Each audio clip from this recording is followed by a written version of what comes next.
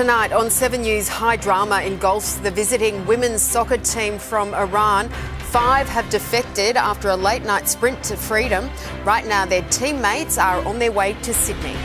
The Prime Minister orders Australian troops into the war zone, and we're sending missiles as well. Donald Trump declares the war is nearly won.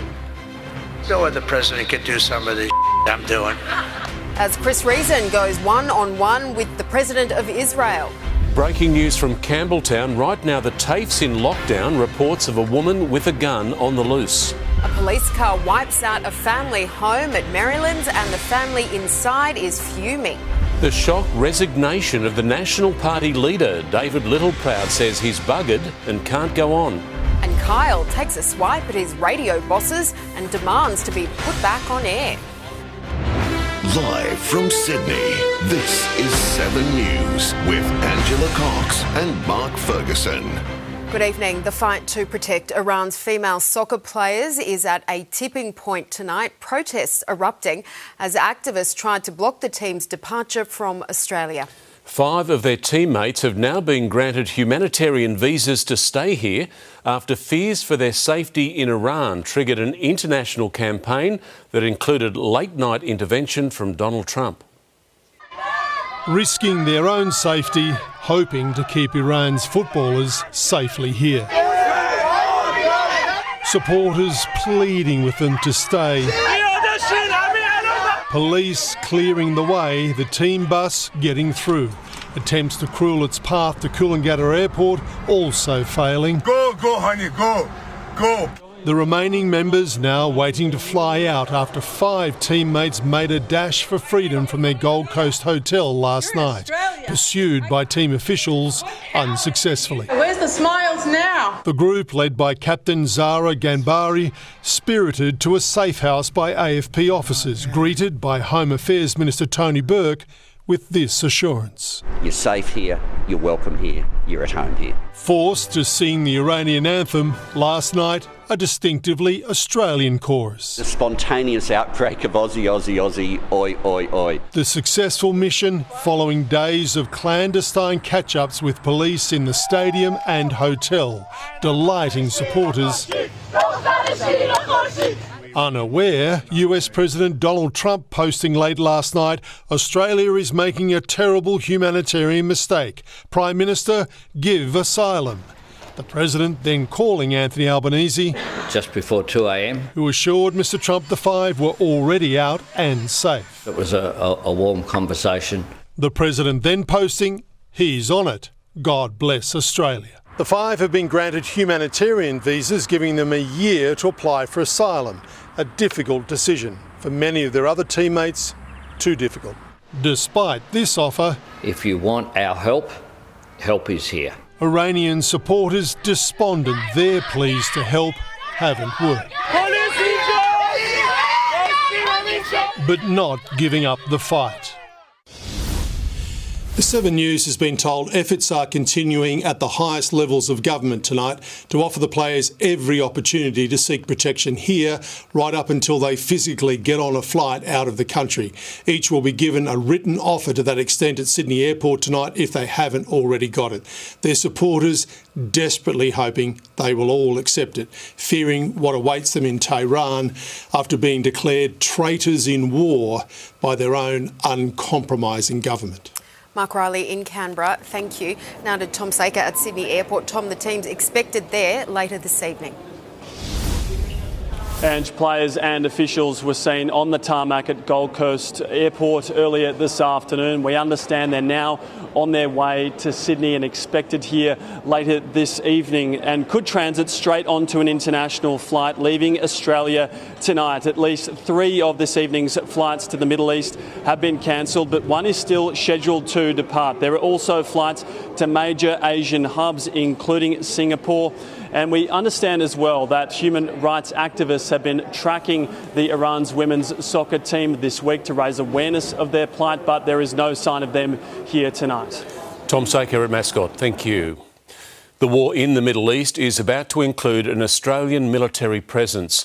Our highest tech jet and missiles now on the way to the conflict zone. Dozens of Australian personnel are also being deployed, but the Prime Minister insists our role is purely defensive with allies under threat.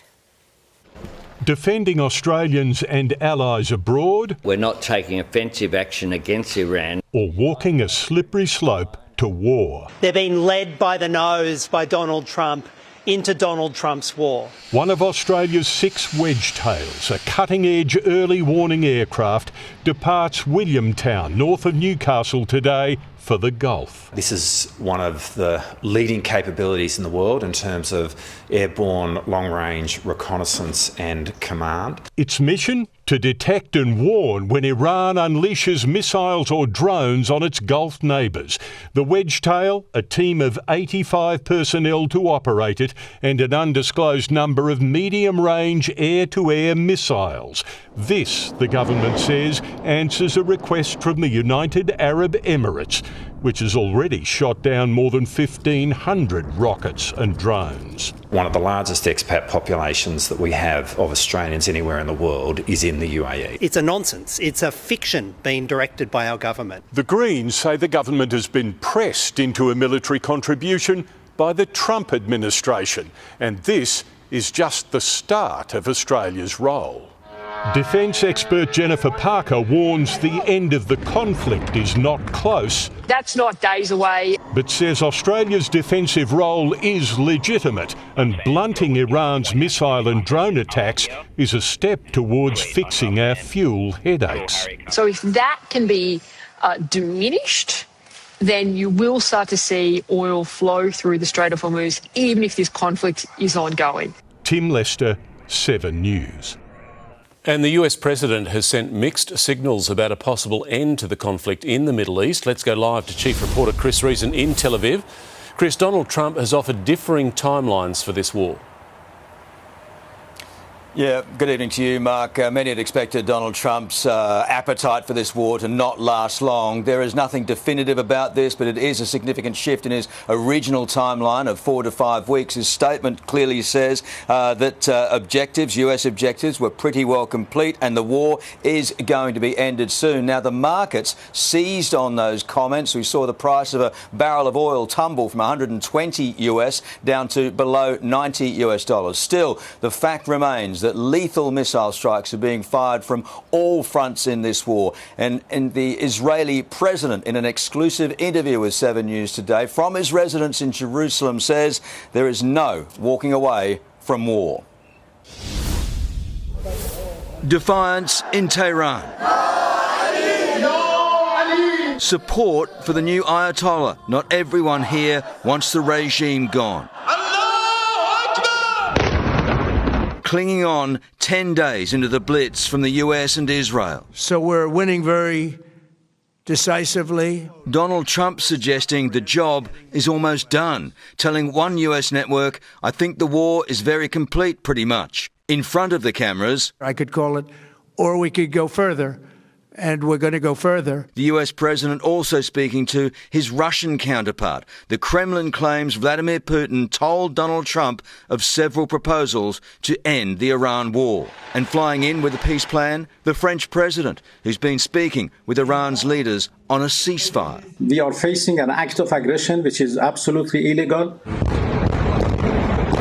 But America's partner in war has little appetite for peace just yet. Israel bombing Iran and Lebanon's Hezbollah as well. The strikes relentless.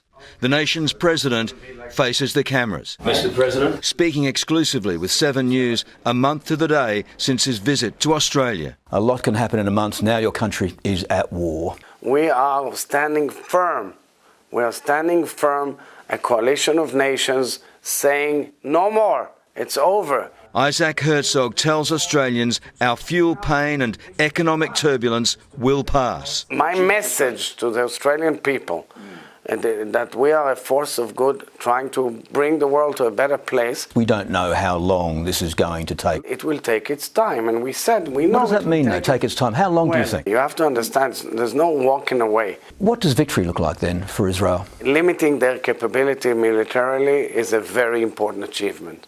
It's really vital.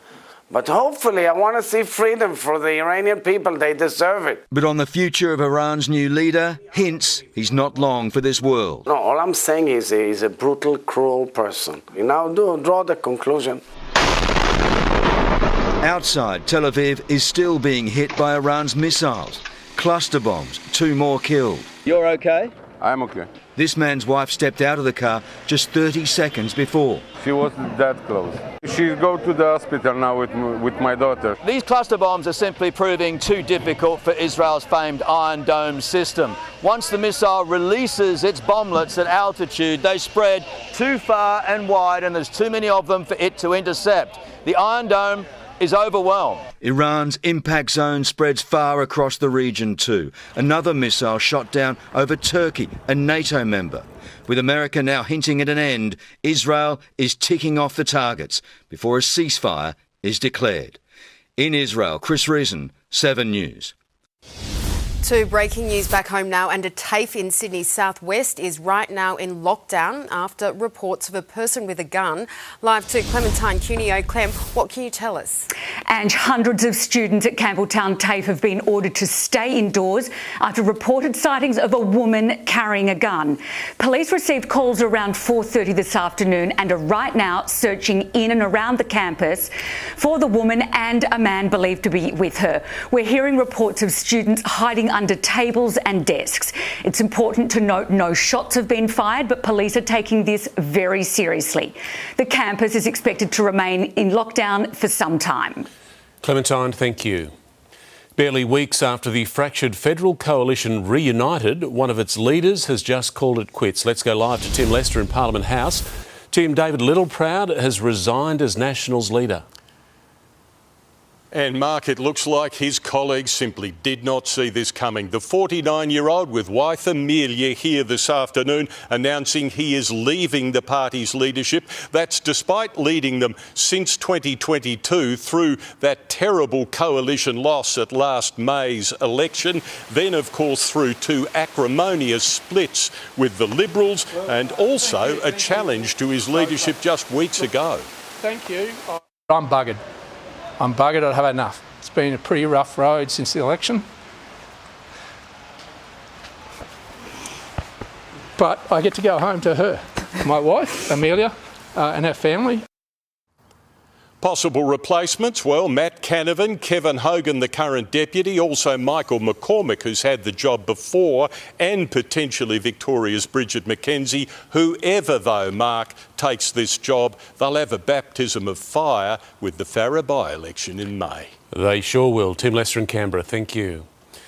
A Western Sydney family has been left devastated after a police car ploughed through their home.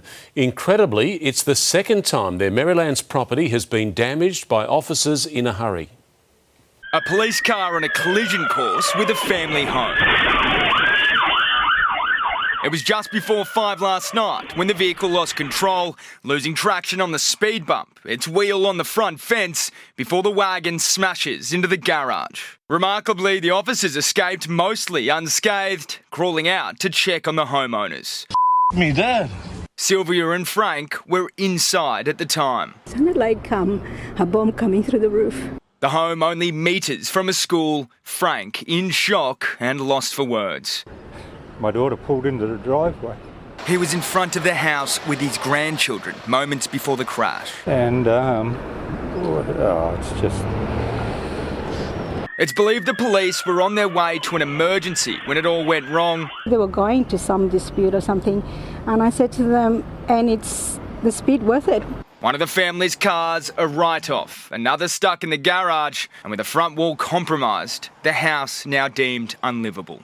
Unbelievably, this isn't the first time police have crashed into this family's property. In 2024, they took out the front fence. Police have apologised and will help arrange repairs. They almost killed my family.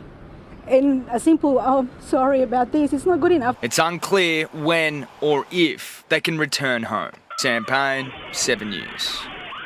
Radio shock jock Carl Sandilands is demanding to be allowed back on air, declaring his love for co-host Jackie O. Taylor Aiken is live from KISS headquarters. Taylor, could the duo be getting back together?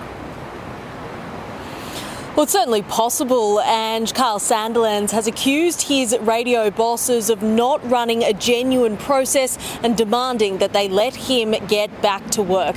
In a lengthy first public statement, Carl Sandilands says ARN have told him he's not allowed to contact Jackie. They have told me that I am not allowed to speak to my colleagues. Then, speaking directly to his bosses, honour our agreement and let me get back to doing what I do best, entertaining the people who have supported this show for more than 2 decades. Sandilands has already called in lawyers after being issued a show cause notice for serious misconduct over an on-air argument with co-host Jackie O, speaking about the fallout of that argument on Channel 7's Australian Idol. And a great message. We all need to get by with a little help from our friends. Yes, we do. We do, for sure. This week been tough for me. I've had a falling out with a very close friend. ARN has not publicly commented since they tore up the pair's contract 1 week ago. OK, Taylor Aiken, thank you.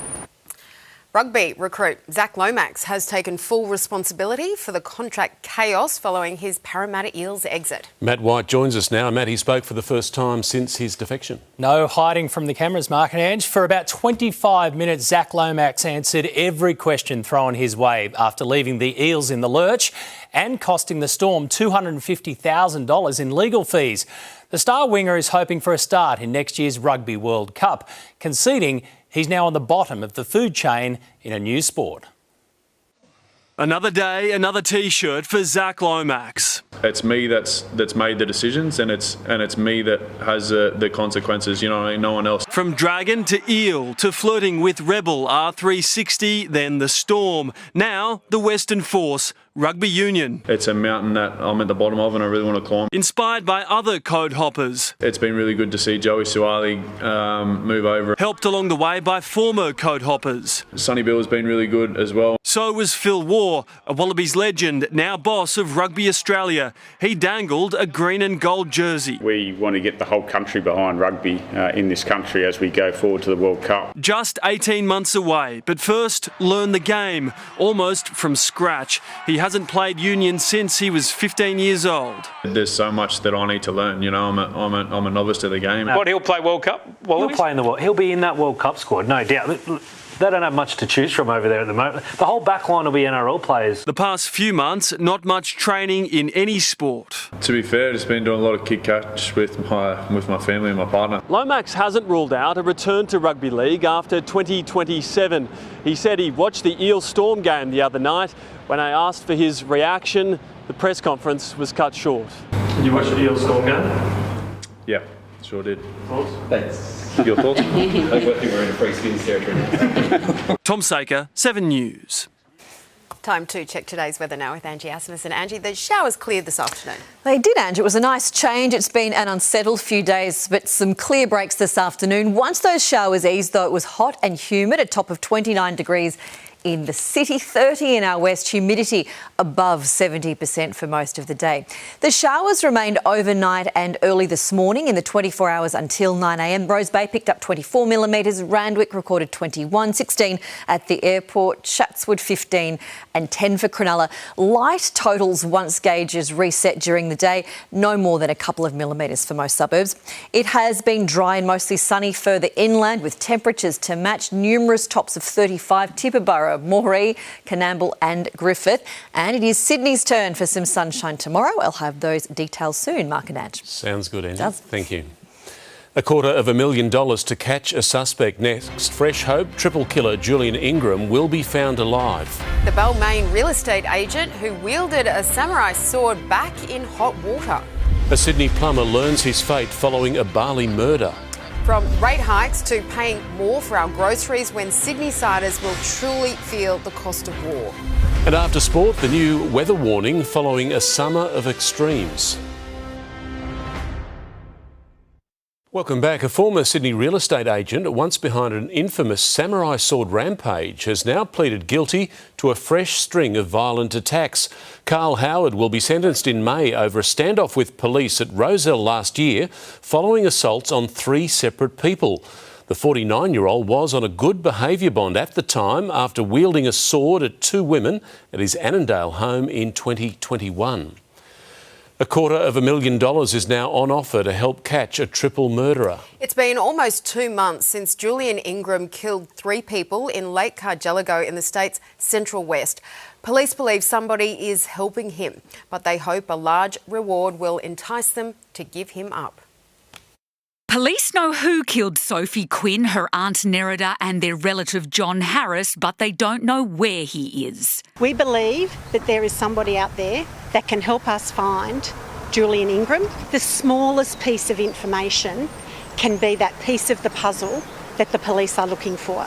Julian Ingram has been on the run for 7 weeks, police hoping a financial incentive could finally bring him unstuck. $250,000 is a significant amount of money. Since his killing spree on January 22, police have acted on 280 calls with information, scoured more than 24,000 hectares of rugged terrain, but no sign of the triple murderer. He hasn't accessed any of his mobile phones, any banking records or anything in that time, so we believe that if he is alive, he's getting support. While Ingram is wanted for murdering 3 people, he's also facing a separate offence under legislation known as Zoe's Law. Sophie Quinn was 7 months pregnant when she was killed, meaning he will also be charged over the death of her unborn child. Funerals for Sophie and Nerida will take place in Lake Cargelligo later this week, the town desperate for an arrest. We want a community to feel safe again. Clementine Cuneo, 7 News. A Sydney plumber has been sentenced to 12 years jail over the shooting murder of a Melbourne man in Bali last year. Darcy Francesco Jensen admitted sorting out the logistics while his 2 co-accused carried out the attack. The group, known as the Bali 3, avoided the maximum penalty of death by firing squad. Jensen said he thought he was running errands for an Australian boss and had no idea about the violent end goal. Sydney seniors have reason to celebrate this week with plenty of world-class entertainment set to hit the stage for those in their golden years.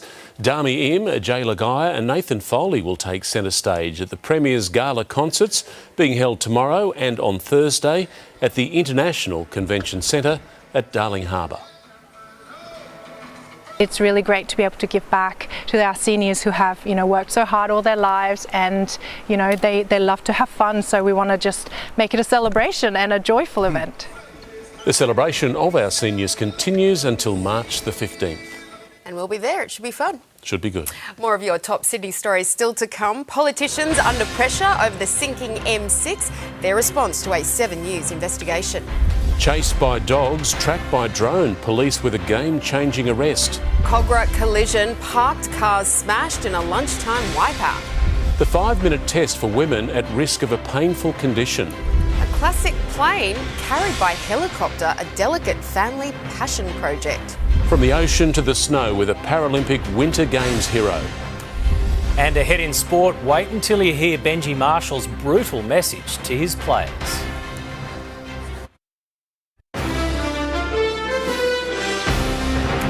Sydney's M6 debacle has taken another turn, the state government threatening contractors with an ultimatum. As 7 News revealed last night, the motorway tunnels are sinking, with both sides saying the other now has to cover the massive cost. 2 major issues with the M6, a sinkhole at Cogra and, as we exposed last night, sinking tunnels 65 metres down which need to be refilled. It might look finished, but the motorway is still a long way off. Well, 90% of the tunnel is completed and we have... Not according to the drone footage shown on Channel 7. A battle escalating between the government and tunnel contractors. From a senior source in the consortium, the ground is moving down there. It physically became unsafe. The design solution proposed at the time we won the tender wasn't going to work. But I'm sure at the time people said, "Are you sure you want to take this on?" And their answer was yes. adamant taxpayers won't be footing the $1.5 billion repair bill. They took the risk on design and they took the risk on construction. 7 News understands the contract includes unlimited damages for breach. Insiders argue contractors can't pay and talks with Transport have gone nowhere. To be quite frank, we were given the bird. What happens if the contractors don't deliver? Do you have a plan B? We are obviously continuing to work on all options. The government issuing a default notice ordering them back to work. The Premier argues a compromise would mean open season on taxpayers, Transport lawyering up. The bottom line for drivers, it'll be a long time before we see any light at the end of this tunnel. The only winners so far, the lawyers. The cost of external legal advice, which has been published, is $5 million. There we go. Wasn't that hard? Thank you very much. Serena Andaloro, 7 News. Several drivers got quite the shock when they returned to their cars in Sydney South this afternoon, a truck wiping out parked cars on Railway Parade at Cogra. There's about 6 cars involved. There's another couple of cars on the other side. No one's in them. No one was injured. A drone remotely controlled from Bankstown has helped track down a wanted man in Moree who'd been on the run for almost 2.5 years. It's one of the first arrests using the new technology, now being trialled in the regional town. It is a vital tool for us. It protects the police on the ground, it protects the community and enables us to deliver results for the community out there. The trial may be expanded to other regions.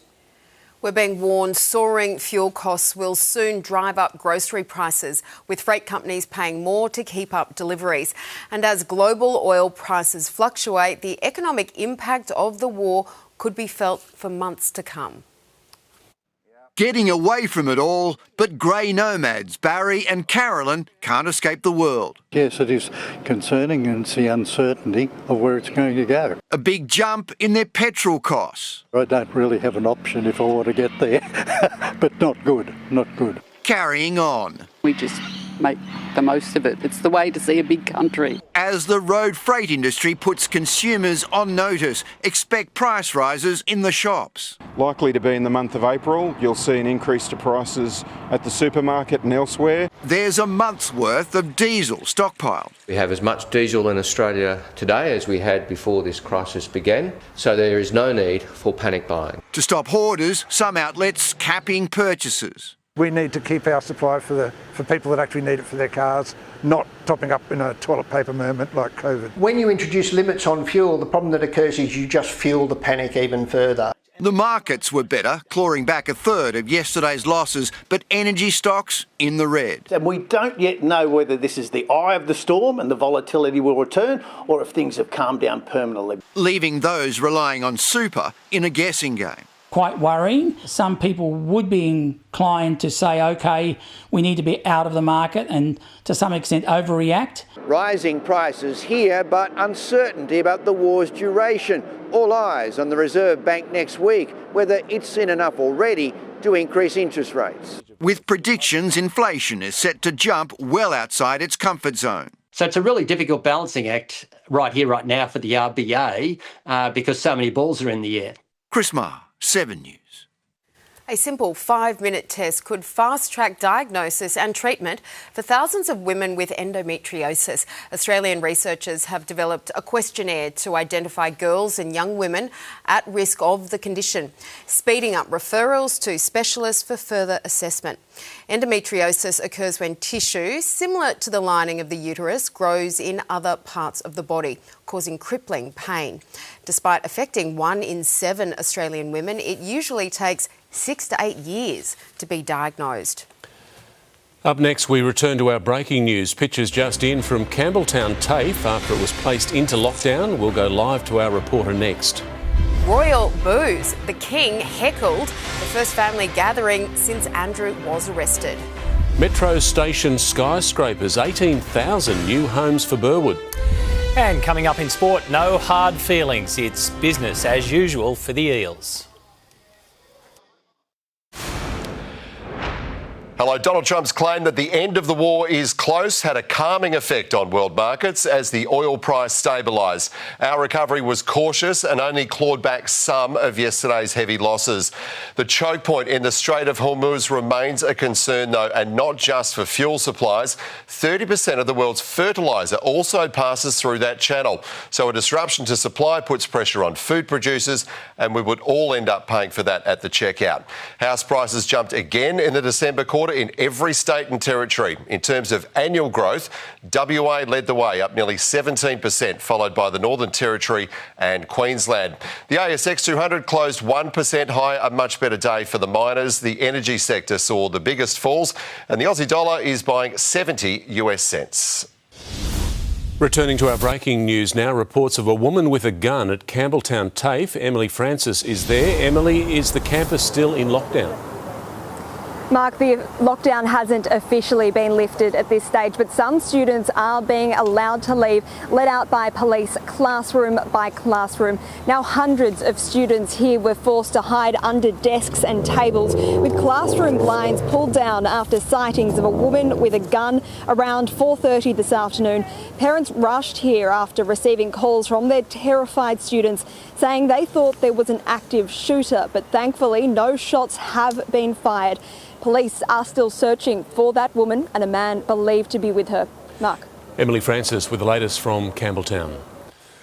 The largest royal gathering since Andrew was arrested has descended into a chorus of boos, the King among those heckled by rowdy Republicans. Charles was alongside William and Kate at Westminster Abbey as calls grow for His Majesty's brother to be removed from the line of succession. King Charles arrives to the chorus of Westminster Abbey's bells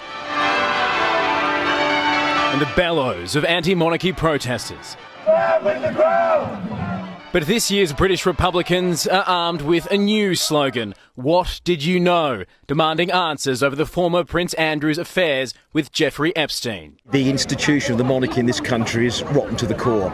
Of course, Andrew made no appearance, but it was still the largest gathering of the royal family since his arrest.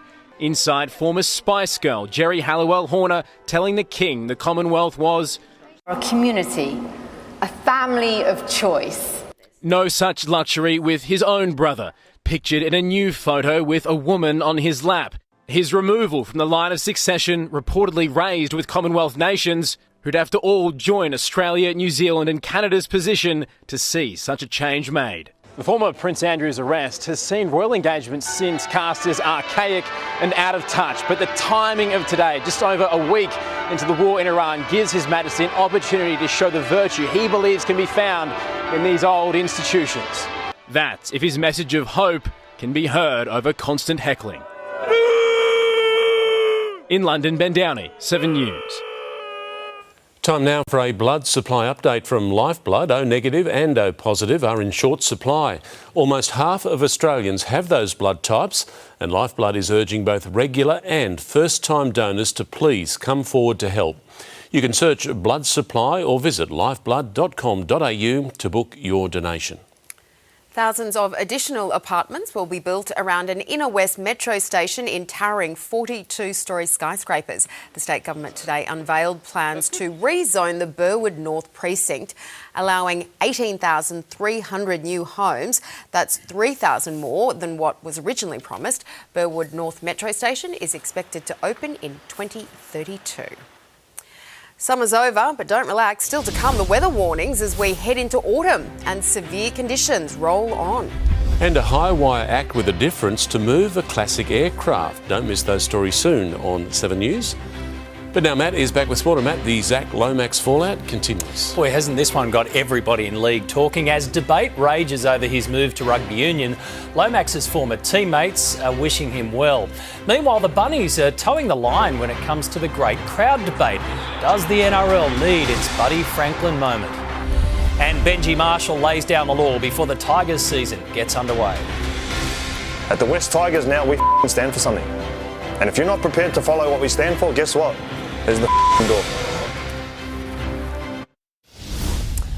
Parramatta coach Jason Ryall says the club and the game can move on now that Zach Lomax has defected to rugby union.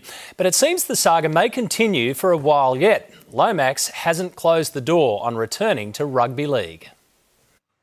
While Rugby Australia was showing off its shiny new toy today, the Eels were just getting on with business. Hopefully it pulls on a gold jersey for the Wallabies come next year in the World Cup, and I'll be definitely cheering him on. I wish him all the best. I have friends there that I'm going to be best mates with for life. Now in the 15-man code, a return to his league roots isn't off the cards for Zach Lomax. This is obviously my future, but mate, I'll never rule out like what's to be later on down the track. That's if anyone wants him. A comment that rugby is a truly global sport when he signed, interpreted by many as a parting jab. Comments can be, I guess, taken many different ways. The reality is that, you know, rugby is a truly global sport. It's played in more than 100 different countries. He's a good person, and you know, we certainly want to see you know what's best for him. So we can all move on now. Something Para are desperate to do after their first-round horror show against the Storm. Maybe a few of us got ahead of ourselves, I guess, and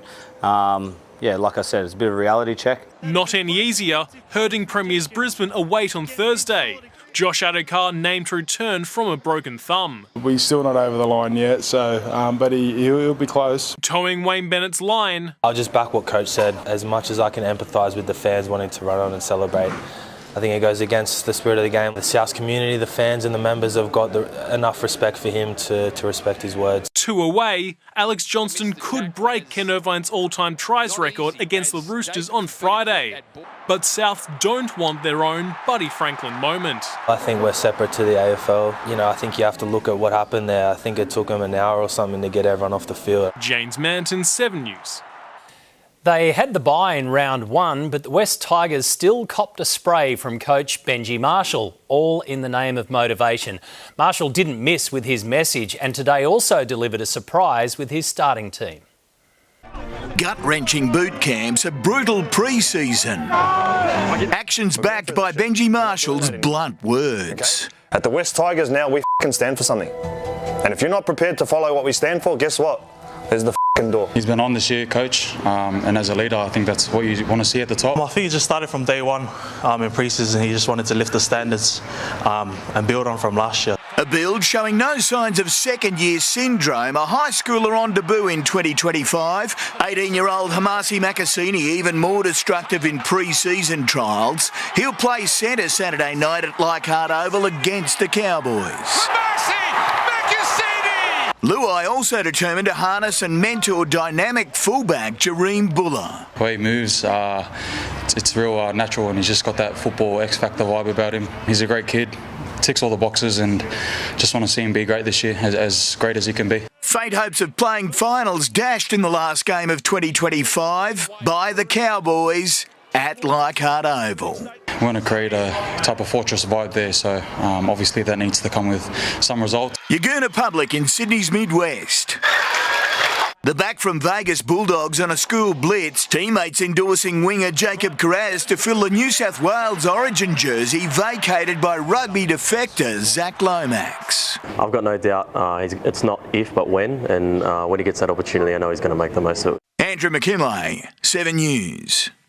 The Sydney Swans admit they're unlikely to repeat their stunning 12-goal quarter from last week, but they are confident they can get even better to beat reigning premiers Brisbane on Saturday night at the SCG. Kicking, 75 points in a quarter? I don't think you'll see that again. What we were able to do throughout that quarter, you know, and to play some of the brand of football that we want to do a bit more consistently. Forward Braden Campbell remains unavailable with a fractured shin. A spot in the Final Four of the Asian Cup isn't the only motivation for the Matildas in Friday night's sudden death quarter-final against North Korea in Perth. Victory will secure automatic qualification for next year's World Cup in Brazil. Star duo Steph Catley and Hayley Rasso are both in doubt because of concussion. Regardless of whoever may or may not have to step in, that they'll know that they'll feel support and, feel confident to do the job. And with the Men's World Cup 3 months away, the injury-hit Socceroos are trying to look on the bright side.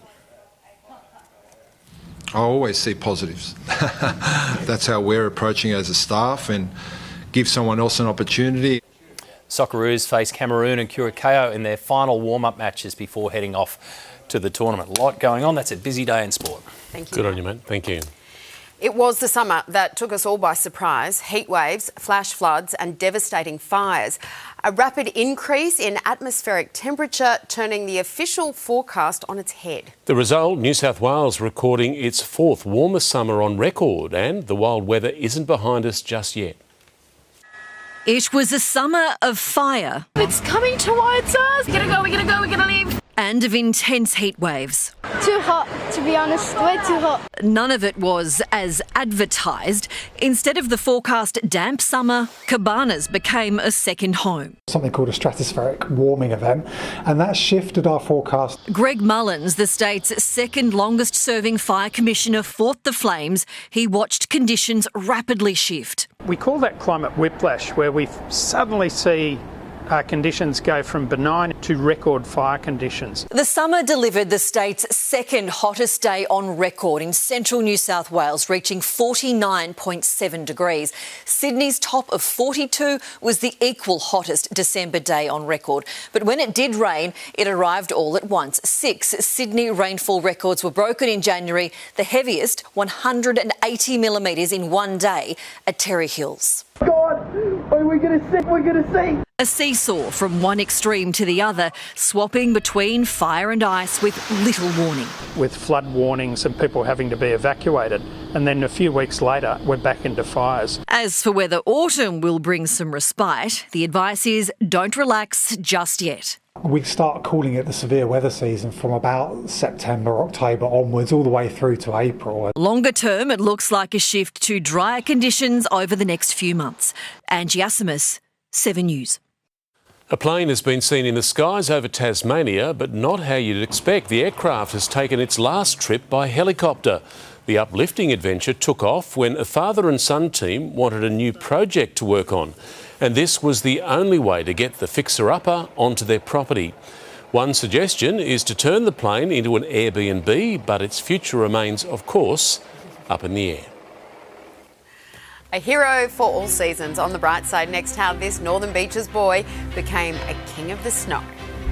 And it's been a few days, but we're not expecting any wet weather tomorrow. The full forecast is next. Mel McLaughlin, the face of sport, but missing from TV. So, Miss Mel. Normally so private, but tomorrow, the story she's now ready to tell. 7 News, tomorrow at 6.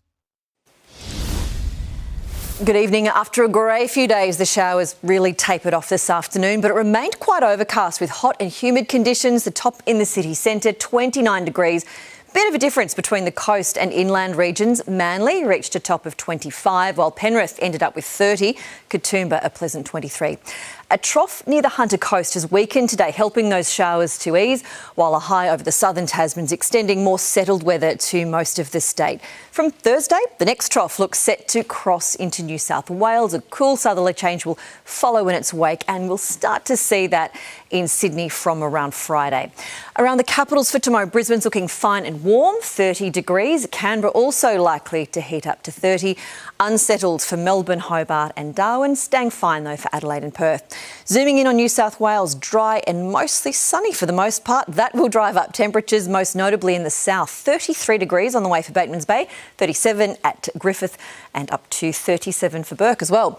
Sydney suburbs may notice a foggy start tomorrow. A sunny day will follow. Top of 28 on the way for Bondi. Parramatta expecting 31, 33 for Penrith.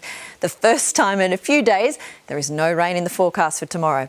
On the water, north to northeasterly winds. They'll start off at 10 knots, increasing 15 to 20 in the morning, reaching 25 knots offshore during the evening. Any fog in the city should burn off pretty quickly, revealing a sunny day tomorrow. We're expecting light northeasterly winds, so all looking pretty good. To the next 7 days, Thursday will bring a sunny morning as well, but the showers will be back. A couple of evening showers, nothing too much in that. Friday, just a passing shower, if anything. And the weekend, importantly, all that rain is out of the way. It's looking settled. Saturday, quite warm. Sunday, really heating up before the new working week brings a little bit of wet weather. So a lovely day to look forward to tomorrow, Mark and Ange. Tomorrow looking very good. It does. Thanks, Angie. Now here's Amy Clements with The Bright Side. In the Italian Alps, Ben Tudhope is right at home in the snow. But his story actually begins somewhere very different. Manly. The 26-year-old grew up by the ocean, but swapped the surf for snow. Snowboarding was my love and my passion, and I just knew I would never give it up. At just 14, he made history as the youngest Winter Paralympian ever. Now, more than a decade later, he's in Milan for his 4th Paralympic Games, winning a silver medal in the snowboard cross. Yeah, it's always an honour to put on that Australian uniform, to go out there, represent Australia. Born with cerebral palsy, Ben has faced a lifetime of setbacks, but this Northern Beaches kid has never let his disability define what's possible. I got given a lot of no's and a lot of setbacks that definitely, made me second guess who I am, who I was, what I can do, and so I wasn't allowed to do school sport. I wasn't allowed to go out and play and be equal to my friends, my family. But I think the true message about this is don't let anyone say no to you. What a bloke, such a champion. Great athlete, great attitude. Great smile. That is 7 News for this Tuesday. We will have updates for you throughout the evening. From all the team, I hope you have a great night. Good night.